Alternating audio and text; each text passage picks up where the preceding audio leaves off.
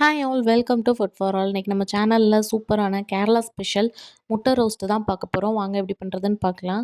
First அதுக்கு ஒரு கடாயில் கொஞ்சமாக எண்ணெய் விட்டுட்டு எண்ணெய் நல்லா சூடானதும் கடுகு சோம்பு போட்டு தாளிச்சிக்கலாம். இப்போ இது கூடவே 2 வெங்காயத்தை நல்லா தின்னாக ஸ்லைஸ் பண்ணி நல்லா உதிர்த்து எடுத்து வச்சுக்கணும். இப்போ வெங்காயம் வந்துட்டு நல்லா ரோஸ்ட் ஆகணும். அது கூடவே ஒரு 2 பச்சை மிளகா கீரி சேர்த்துக்கலாம். பச்சை மிளகா வேண்டாம்னா நீங்கள் அவாய்ட் பண்ணிக்கலாம்.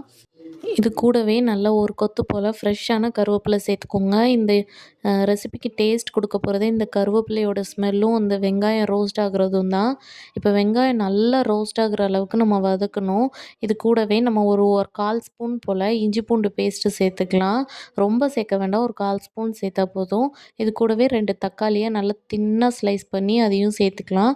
தக்காளியும் நல்லா வெங்காயம் மாதிரியே தின்னாக ஸ்லைஸ் பண்ணியிருக்கணும். இப்போ இது எல்லாத்தையுமே சேர்த்துட்டு நல்லா ரோஸ்ட் ஆகி நல்லா வெந்து வரணும்.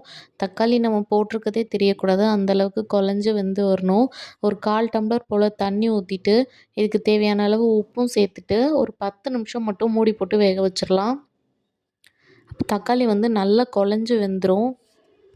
கேரளாவில் வந்துட்டு இதை இடியாப்பத்துக்கு, ஆப்பத்துக்கு, அதுக்கப்புறம் பரோட்டாக்கெலாம் சைட் டிஷ்ஷாக கொடுப்பாங்க. நிறைய பேர் அதில் வாத்து முட்டை யூஸ் பண்ணுவாங்க. நம்ம இன்றைக்கி ஆனால் கோழி முட்டை யூஸ் பண்ணி தான் பண்ண போகிறோம்.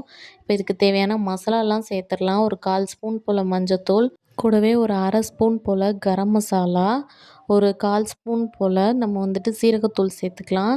இது கூடவே 1 ஸ்பூன் போல் மிளகாத்தூள் சேர்த்துட்டு 1/2 ஸ்பூன் போல் மல்லித்தூள் சேர்த்துக்கலாம். இப்போ இது எல்லாத்தையும் நல்லா ஒரு முறை மிக்ஸ் பண்ணிவிட்டு இந்த மசாலாலாம் நல்லா பச்சை வாசனை போகிற அளவுக்கு நல்லா வதக்கி விட்டுறலாம். இதெல்லாம் மசாலா பச்சை வாசனை போய் நல்லா எண்ணெய் பிரிஞ்சு வந்ததுக்கப்புறமா நான் ஆல்ரெடி 3 முட்டையை வேக வச்சு அதை 2ஆக கட் பண்ணி வச்சுருக்கேன். அதை இந்த மாதிரி மசாலாவில் படுற மாதிரி வச்சுட்டு ஒரு 1/4 டம்ளர் போல் தண்ணியை அப்படி நல்லா சுற்றி ஊற்றுனீங்கன்னா ஒரு 5 நிமிஷம் மூடி போட்டு வச்சிங்கன்னா மசாலாலாம் முட்டையில் நல்லா இறங்கிரும். அப்புறம் சாப்பிடும்போது டேஸ்ட்டாக இருக்கும். முட்டையை வச்சதுக்கப்புறமா கரண்டி போட்டு ஓவராக கிண்டிடக்கூடாது, அப்புறம் முட்டை எல்லாமே உடஞ்சி போயிடும்.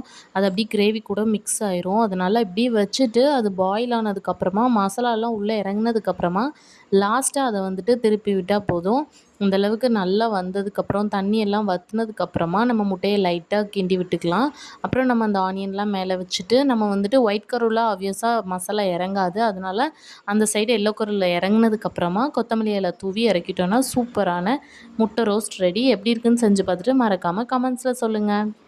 சேனலை மறக்காமல் சப்ஸ்கிரைப் பண்ணிக்கோங்க. பாய்.